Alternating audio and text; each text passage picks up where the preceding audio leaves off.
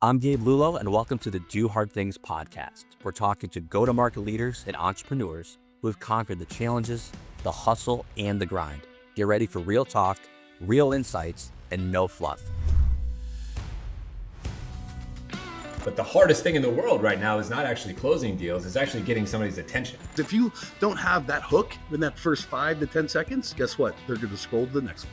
You need to go in and you need to make it sound like yourself. That's the biggest piece of the puzzle. And I promise you, we can all tell. The people that are trolls and the people that are haters never done the thing that you're doing. I love doing this podcast because I get a front row seat to some of the greatest minds in sales. Gone are the days of saying stay in your lane. When you're an executive leader and you're an enterprise-wide leader, there are no lanes. You've got to be partners. Curiosity is like when the type of questions you ask is sometimes the value that you bring. I need you to tell me when you're ready to buy or what you're ready to do. And I think it's changed so much into like adding more value. And if you're not doing that, then you're definitely going to come off as desperate. High pressure selling is like a dinosaur tactic at this point. No parent is like, oh, you should be a salesperson when you grow up, right? Everyone's like a doctor, lawyer, whatever crap. It's never salespeople. It's not your job to motivate people. It's your job to find motivated people. It's not cockiness. It's not arrogance. It's confidence knowing I know this and I know that I can help you. From where I started to where I am today is all because I learned how to sell. And there's too many people who have only been doing this for 5 freaking minutes. Sit down, close your mouth, actually go out there and get yourself beat up. Then come back and tell me if something is dead or not. That is exactly why I started this podcast, because right there, that's the epitome of doing hard things.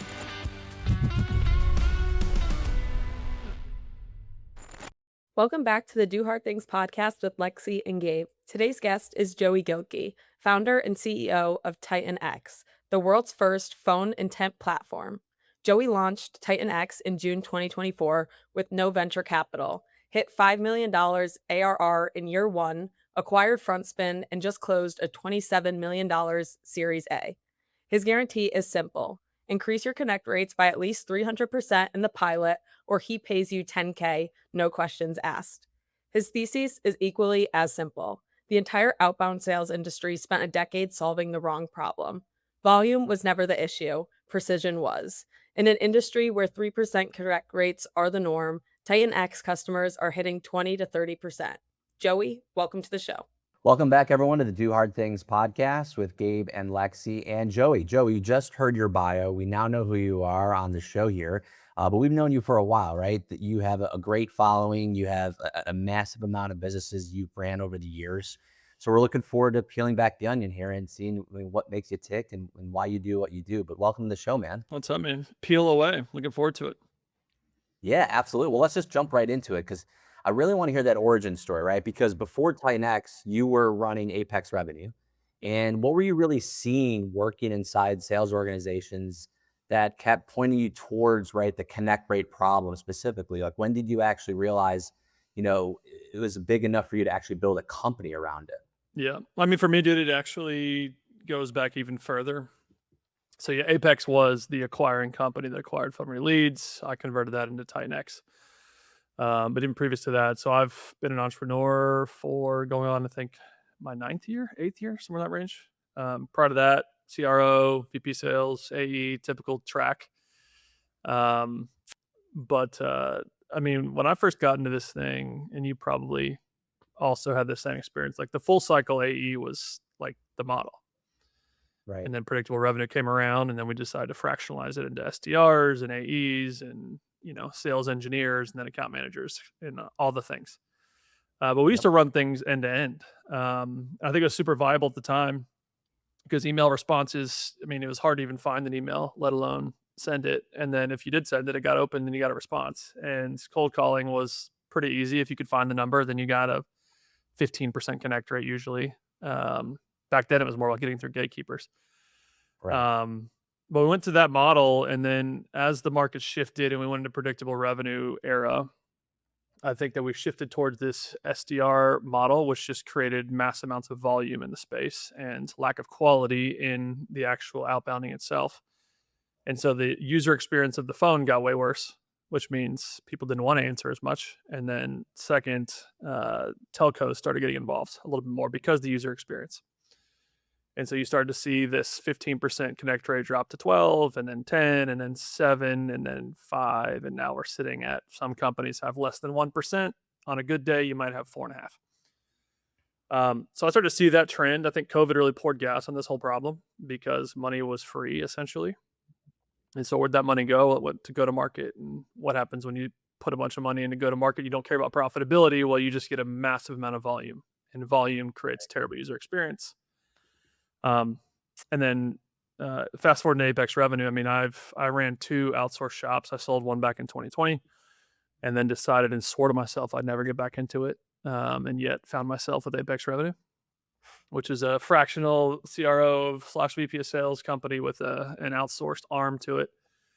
And Connector is just brutal. And so, being someone that was a CRO that owned a P&L for a company, and being someone that ran my own companies, the P&L is incredibly important. And when your CAC is going up and your LTV is not, your LTV to CAC ratio gets uglier and uglier. And so you have to find ways to decrease CAC. I'll tighten this up and just say, in Apex revenue days, we started going after more of the mid-market technology space specifically. They couldn't figure it out. I started using this obscure tool called Phone Ready Leads. Not many people had heard of it. It wasn't very big. It was slow. It was expensive, but it was powerful. And so when I started to see the possibility of my reps having 3 conversations every 100 dials to having, call it 15 conversations every 70, I started to do the economic math, and I started to realize, oh, there's something to this. So that I had to get my hands on it, and I acquired it, and I ran with it. Yeah. That's great the story. Yeah, and you launched in June 2024 with 0 venture capital, and you hit 5 million in ARR in year 1, and that's extreme numbers, really amazing for any SaaS company in any category. What did you do in those first 12 months that most founders aren't really willing to do? Yeah, I mean, I honestly, even when I acquired the company in August of 23, I acquired it thinking it would just be the moat around Apex. I kept a few customers around, but I basically turned it into 0 revenue. Kept a few.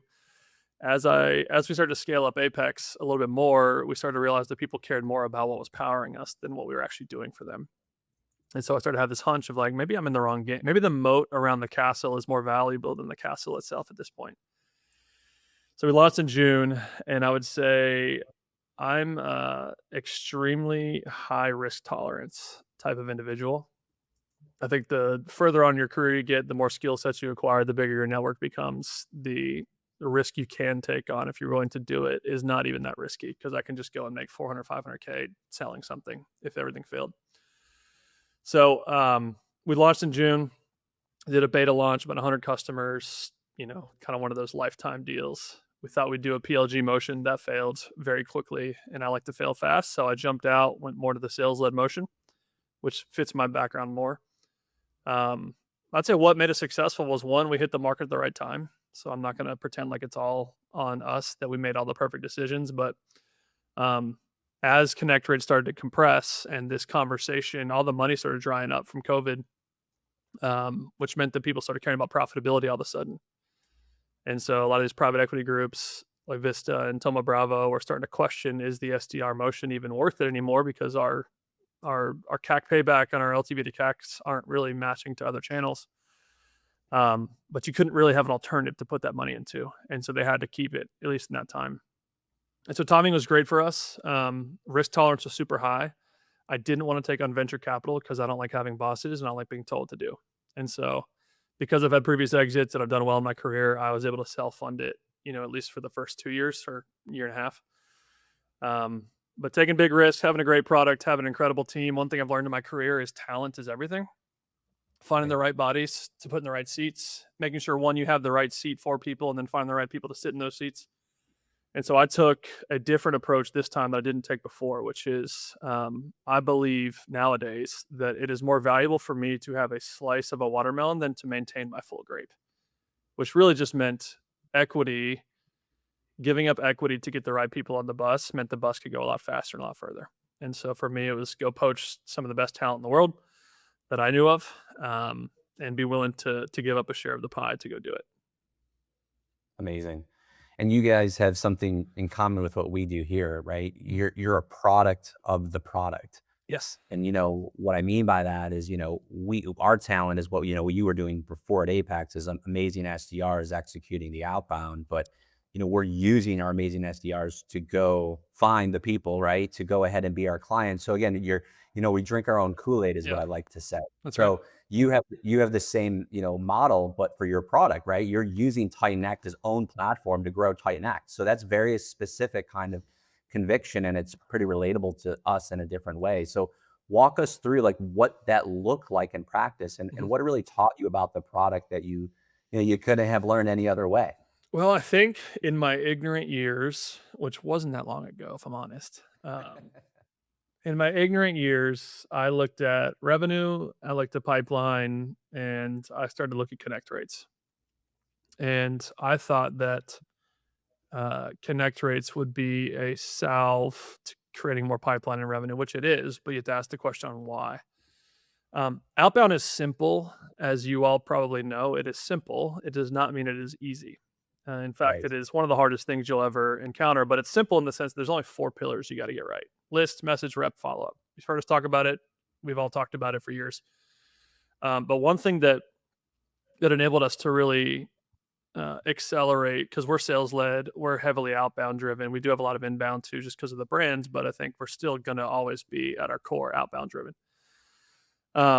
If you think about the list and the message and the rep and the follow up, those 4 pillars have to be stable and sturdy for this outbound flywheel to really spin. The challenge is we're always making iterations to list and message and rep and follow up. Sometimes it's assumption driven, sometimes it's data driven. Ideally, it's data driven. The challenge, though, is if you have a 3% connect rate, which is what we would have if we didn't use our own tool, our flywheel would move so slow. I would not get feedback from conversations that I'm talking to the right titles, the right accounts very quickly. I would not get feedback on whether the messaging tweaks we're making to this persona or that persona is working or not. I would not get feedback on whether my reps are ramping appropriately, getting enough at bats. Are they the right person to deliver that message? And I would not get enough at bats to then create enough follow ups for me to go get where the real money's won in outbound, which is in the fat stacks that are in the circle backs. And so, to your question, we leveraged our own tool to make this flywheel spin incredibly fast. We know what our list is. We know what our messaging is. We know how to ramp the reps into that. And then we've got a systematic way of doing follow-up. And so eating our own dog food was paramount for us to grow as fast as we did, because and the only reason we could is because we got a lot of things right, because we got enough data coming back to us by being able to talk to a prospect every 4 dials instead of 30. Yeah, totally. And you've argued that the issue is never really volume, it was more precision. And a lot of people would say that it was always volume, parallel dialers. What does the pushback look like when you make that argument in a room full of people who've stacked their careers on the old model? I think that if you're willing to sacrifice down funnel degradation for top of funnel vanity metrics like volume, then I think that we've already lost. I think that's where we got to. Parallel dialing has mechanical and infrastructure issues, which we can go down a rabbit hole if we really want to, where there's the delay in the pause after someone answers, that there's not knowing who's going to answer when you call 5 people at a time. Who am I about to talk to? And then just the sheer velocity that gets reps really uncomfortable, and or they're very distracted because the connect rate's still really low. I'm not willing to sacrifice effectiveness for the sake of efficiency. And I don't know why anyone would. None of us have infinite TAMs. None of us have infinite people we can sell to.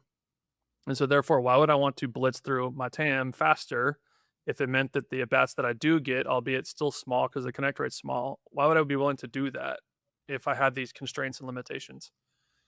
And so that's my biggest thing, is I just don't think that a volume approach works anymore. It might have worked back in the day if you really had a 10% connect rate. Like, sure, make more dials. Like, you can get substantially better top of funnel that way. But I just never really understood this idea of calling a lot of people at once and dealing with the pause and dealing with not knowing who I'm about to talk to. And so to your question, when I talk to people about that, I think there's initial if people are bought into that model, like let's say hypothetically, I went from click to dial out of outreach. I had a 4% connect rate. My reps have a capacity issue. They can only make 40, 50 dials a day. I get like 2 at bats a day. It feels good to go to making $150 a day and getting 7 or 8 conversations. Right? It feels really good. However, there is that down funnel degradation that I just can't tolerate personally.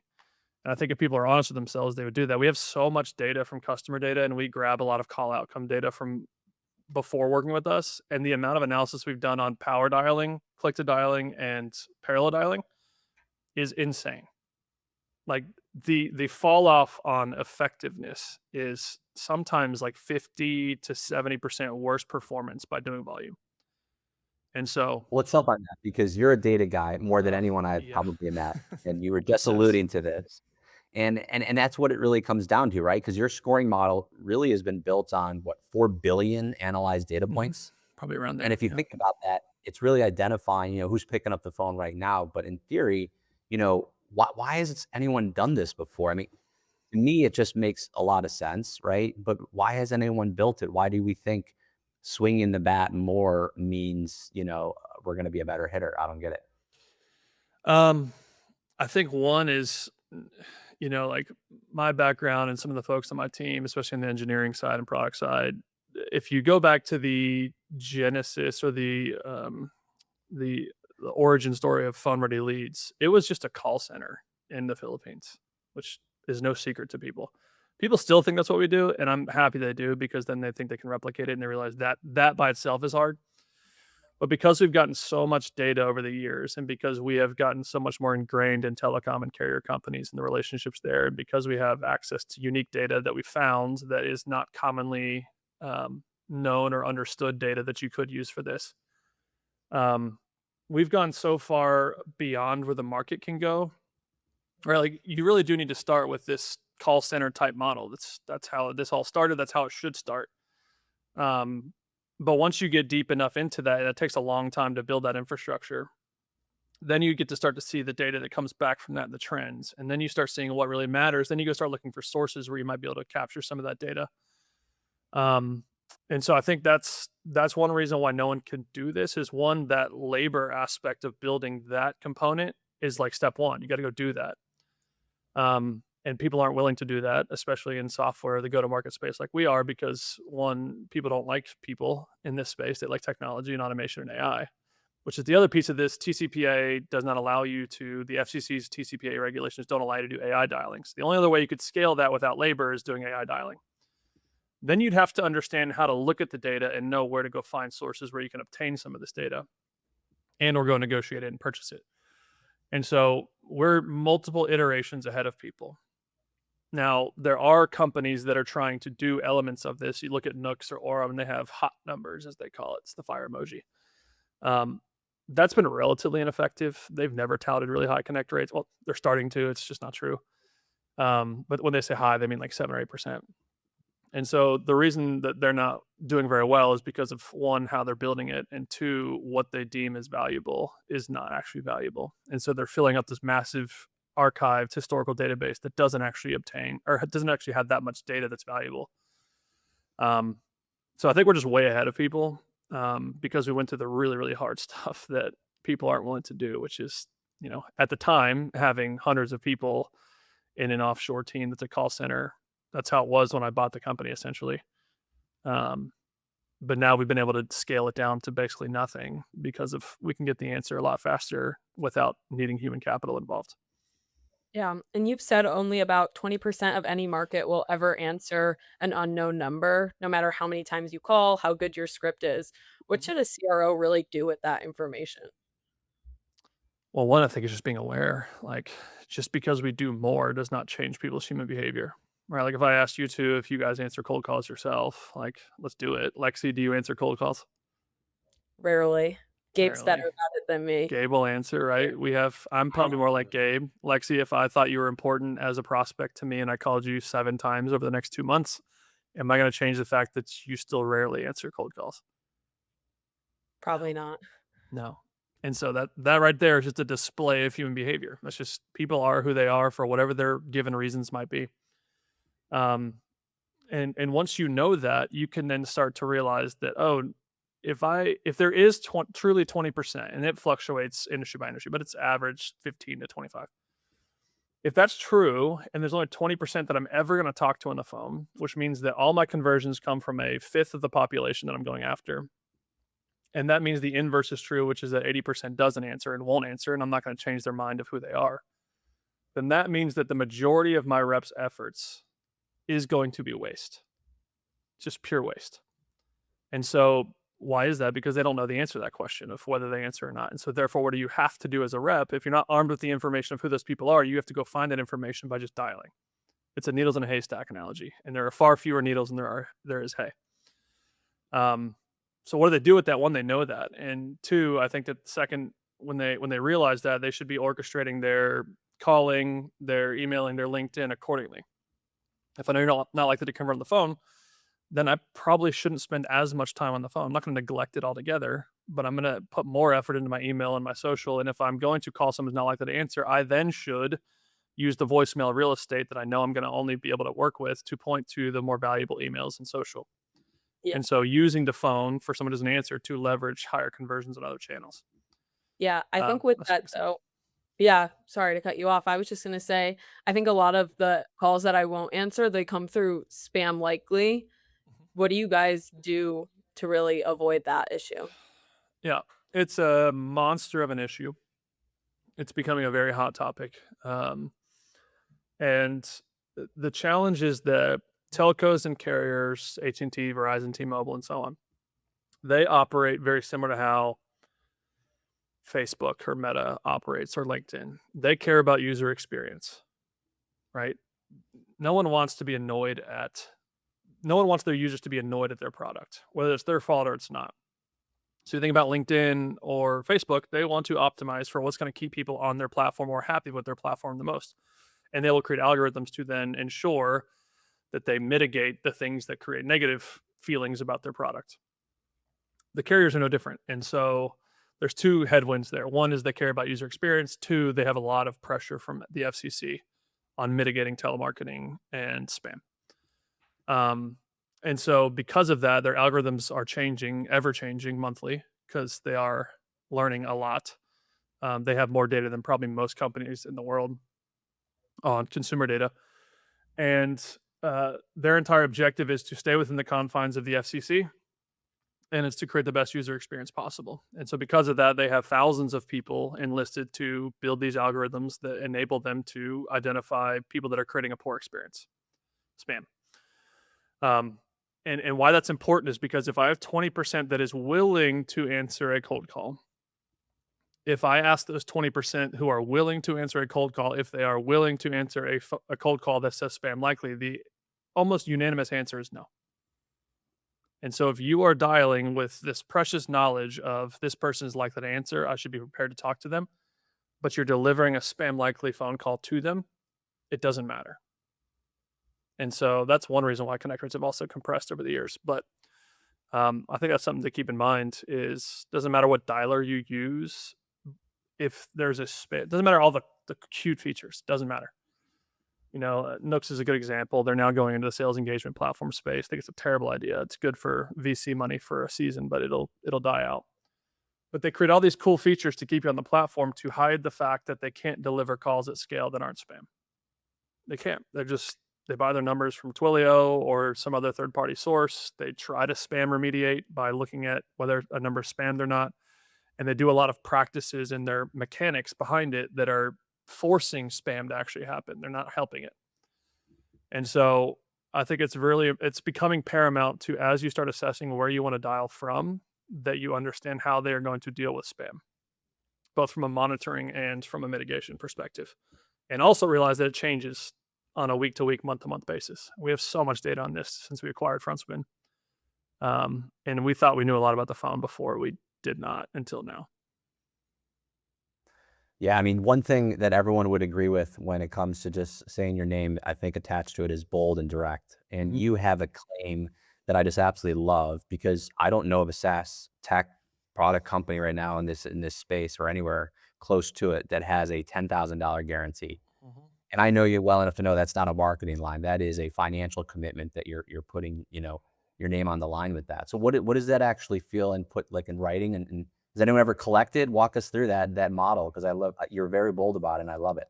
we've had 2 companies try, and it's not because we're not willing, right? So we've executed contracts on probably approaching 500 or so with this guarantee attached to it. I mean, for us, 1, our product works, but 2, it's just math. Like we understand the math behind this, and so um, uh, most of it is a marketing ploy because we know that we're never going to have to pay this because we know that it works every time. But it's a bold thing, and people feel like their risk has been mitigated by doing this guarantee. But when you know something works, I think it's important to stand behind it, both from a marketing perspective and because I think that there's an ethical thing behind this that says, hey, if you're going to put something forward towards me that puts you in front of risk, I'd like to put something in front of you that at a minimum will mitigate your risk if things do go south. But we've probably done close to 500. We've only had 2 try. And when we actually sit down with legal and we say, hey, like, here's the facts, like, here's what I need to know from you, we find out that no, they actually had a really high connect rate. They just weren't measuring it the right way. And so a lot of it's just that aspect. Most people are just not measuring it the right way. And we've changed a lot in our pilot process to make sure they're set up the right way with reporting. And definitely avoiding the landmines that can create a lower connect rate. For example, if they're dialing from spam numbers, we want to catch that before they start dialing and fix that real quick. So yeah, it's been a huge marketing lever for us, but it's also, I think, beneficial to the customer to feel better about their investment. Yeah, totally. And when you were raising money, you raised $27 million from Updata Partners after already proving the model. Most people have to get that fundraised first, but you did it after building. How did that change the dynamic with investors? I didn't want to take on money originally, and I think in hindsight is my ego. Again, I could keep self-funding it all I want. The challenge is that there is a window in the market right now where this is a very acute pain, and if we don't go capture it, like I've had a vision to own phone ready leads and a dialer way before I ever signed the purchase agreement for phone ready leads in 2023. Because I knew that there's this end-to-end problem where one of the biggest risks of phone ready leads was that this valuable piece of information that they could give to a customer, that value is not protected when it leaves the environment. And so it goes into a dialer that perhaps, as we just talked about, is riddled with spam issues, or it's built in such a way that really hurts the users themselves, and it degrades the value of Titan X or phone ready leads at the time. So my vision was like, well, what if you had a place where, if you think about where Titan X lives in the stack, it's an intelligence layer between where people build their list and where they action it. And so on both ends is extreme risk for you. One is if they build a terrible list, it doesn't matter about the connect rate because they're just going to say, well, we talked to a bunch of people we want to talk to. And the second is if I have this valuable piece, even if I built an amazing list and I know who's going to answer, if you deliver spam calls, that vehicle is no longer protecting the passengers, which is Titan X data. And so my vision has always been to close that loop. The front of that loop is very hard to close from an owned asset perspective, but we're getting there. But for me, the whole goal was with the investment was I could do this on my own. I could keep funding it. Or if I have really specific rules of like who I am willing to partner with, I am willing to have and tend to these conversations that are coming my way. Because we had a great first year, we got a ton of attention. I got a ton of PEs and growth equity groups coming after us. I pretty much told them my rules going into it, and most of them just didn't want to talk, which is great. That was the purpose. But the handful of folks that were like, hey, I will play ball with these rules. That's where we ended up surfacing Updata. They've been a great partner for us. I knew that we had to go capture the market. I knew I needed to go acquire a dialer that requires capital. People don't know this. I was actually going to acquire FrontSpin without taking on investment, but the investment accelerated that process. I was under contract to do that regardless. And so we actually acquired FrontSpin and took on money the same day, same minute, really. It was a bang transaction. Let's talk about FrontSpin, because I remember, speaking of signing contracts, I remember signing a contract with them over 11 years ago. Oh yeah, and we've been an OG. And yeah, we're one of the OGs, and I remember when we implemented FrontSpin and on our sales floor, and been long-term clients, and just again, we love the technology, we love the people there. Proud after them, and Aaron, everyone over there is amazing. So, like you said, you had a long-term relationship. Your plan was to buy them or buy a dialer at least before you even decided to move into this space. So walk us through that. Like what did you get excited about when it came to them and maybe other dialers that are out there that you felt so confident that this would be Yeah. synergistic for your long-term vision? Yeah. I've used nearly every dialer, on the planet. There's only a handful that I trust as being worthy of a discussion. FrontSpin has always been one of those. We used them probably for 4 years before we acquired them. FrontSpin's unique in the sense that it's clear I would never have bought FrontSpin for its UI and UX. It's ugly as all get out. None of us will argue that point. It's old, it's archaic in a lot of ways, but I knew that the infrastructure and the network, and Mansour, the former founder and CEO, I knew where he came from, which is the telecom world, right? He's had a rich experience, 20 years or so in this telecom space, whether it was 8x8 or it was I forget the other company, Genesis. So he has a lot of industry knowledge that I think you can't buy. You can't just gain overnight. You have to buy that. And so that was one piece. Second was because, again, if you think about the early days of phone ready leads, like there was a massive call center element to this. And though it doesn't exist nearly as much anymore, the fact that you had to run a substantial operation and make sure that the numbers were always clean, I knew he was doing something unique when it came to spam monitoring and spam remediation, and that is the pinnacle purpose of a dialer, is to deliver a clean number at scale to my prospect. And the way he built it, the relationships he had, the partnerships he had at telco level and carrier level, one, you have to know that that's important. Two, you have to know how to become partners with them if they will even let you, because they don't love dialers because they are creating some of the problem. And then three, if you do know that and they do want you to be partnered, the process to getting that level of relationship and certification is years. So that's another moat for us, is we're years ahead just on that piece. And so I was like, I can't go build that. I will have to settle somewhere, and I'm not willing to settle because it's too valuable. And so that's why we went and acquired them specifically, was for the infrastructure. I knew I could fix how pretty it was. I knew I could fix a lot of the front end features. I knew that I could take the mountain of data that we have and build a lot of cool stuff that no one else has, which is coming. But I knew I couldn't go build that back end, so I had to go buy it. Cost me a lot. Cost me a lot. Yeah, and so many boardrooms right now are saying scale revenue, not headcount, and that's not really a sales problem. It's more of the economic reality. How long do you think that mandate lasts, and what happens to the companies that don't figure out and execute against it? I hope it lasts forever. I think it has to.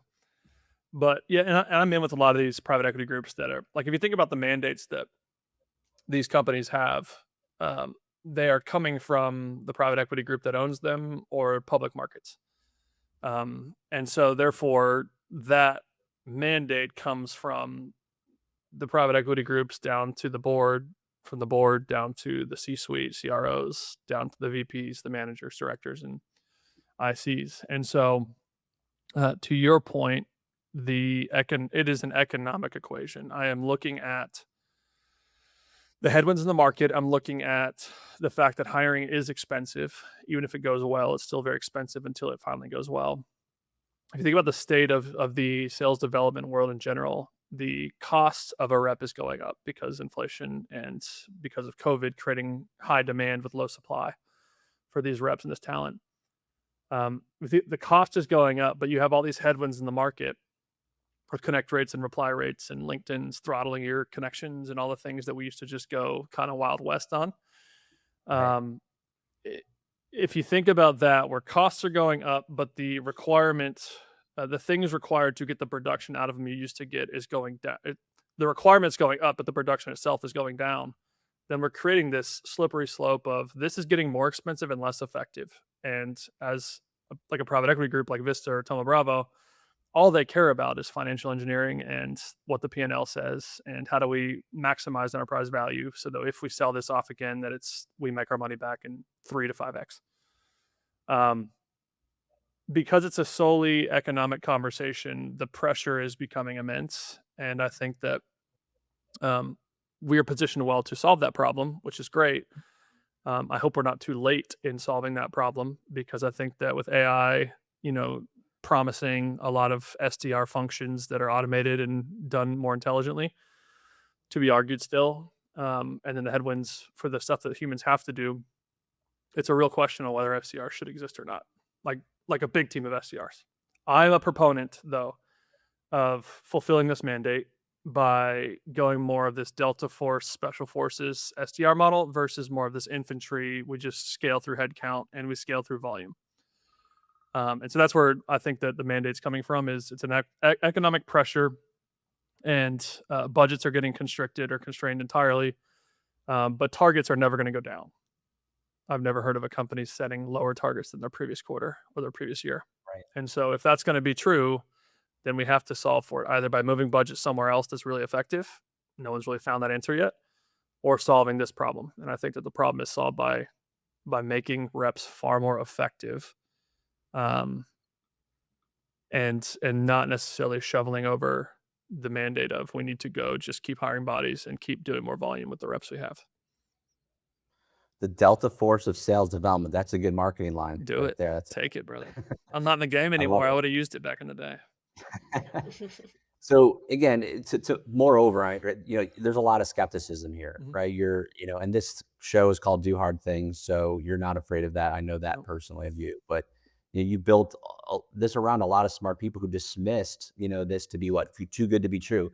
Actually, I think Kevin Dorsey, a good friend of ours, he was on season 3. Is that right, Lex? Kevin's a good friend of the show, but he actually said that exactly. But now he's one of your loudest advocates. Yeah. So converting, right, the people who are stuck in the old ways of outbound to this new approach to outbound. Walk us through that skepticism, and how are you targeting the market to cut through that? Yep. Yeah, I think that the skepticism should be there. I mean, all we have is a history of degrading connect rates, not ones that go up and go up by a material amount. But I think, like, for us, the talk track or the journey, I'm a big fan of Challenger Sales, like the first ever sales book I really latched onto back in the day.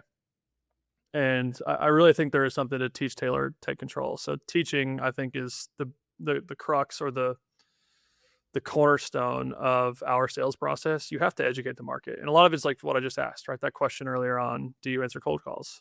No. Will you? No. Okay. So if I thought you were important to me, would I keep calling you if I knew you want to answer? No. Got it. So now you know. It's human behavior, and we can't change human behavior. Second, I think for us, how we have to truly address this is from an economic perspective. Now, it depends on who's in the room, right? Like if I'm talking to a SDR manager versus talking to a CRO, the conversation is going to change. But ultimately, you're going to have to realize that, hey, you get less budget for headcount. You've tried the volume approach. It's not working great. And if it is, you know that you're accepting a lot of things that you shouldn't be accepting. If that's true, then something has to change. And you've tried the headcount scaling, which are not even allowed to do anymore because you don't budget for it. And you've tried the volume approach, and there's a lot of headwinds there. What is our alternative at this point? And if I can deliver this, and I have a guarantee that I will, what would that do for you economically?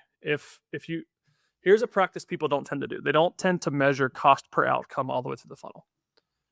So if you think about it, let's just take a cold calling funnel. I've got my reps comp, and whatever percentage of their biz dev time is allocated to the phone, take that. So let's say I pay them $8K a month on salary or OTE, and 75% of their time is spent on the phone when it comes to their biz dev time. It's all we really pay them for is biz dev. That means that $6,000 a month is going towards biz dev on the phone.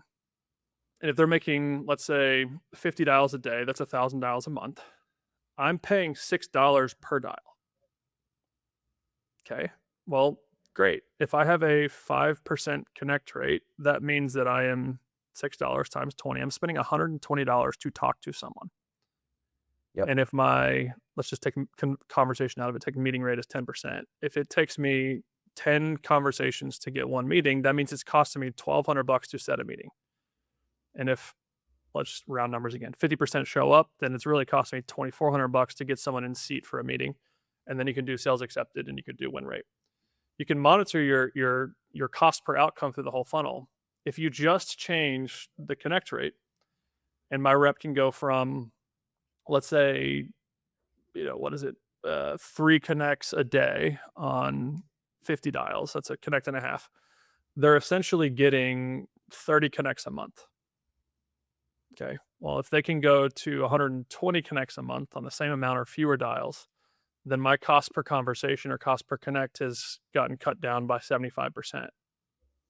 Which then, if I can keep my meeting rate the same, my meetings have gotten cut down by 75%.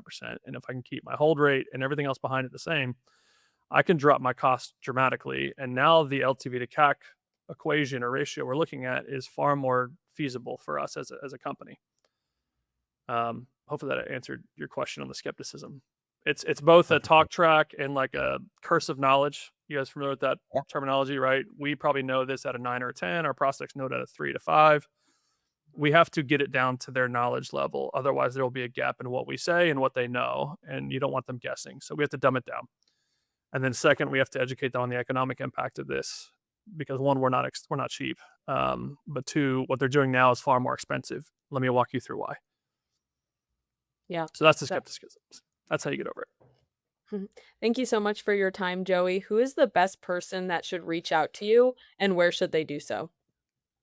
I think if you believe in the phone and you need outbound to be successful, regardless of whether it's SDRs and BDRs or it's full cycle account executives, if you believe in the phone, you know that when you do get people on, it's successful, and you have to get outbound to work, right? I'm not in the game of like being additive to, and outbound's nice to have. It's like you won't feel the pain. But if outbound has to work and you believe in the phone, that's who we work with. I love it. Joey, Gilkey, everyone, thank you so much for joining us on this show, man. We appreciate you. We appreciate your time and the technology you've built. We appreciate the partnership as well. So with that, everyone listening, please continue to do the hard things. And Lexi and I will see you on the next one. Thank you, Joey. Appreciate you guys.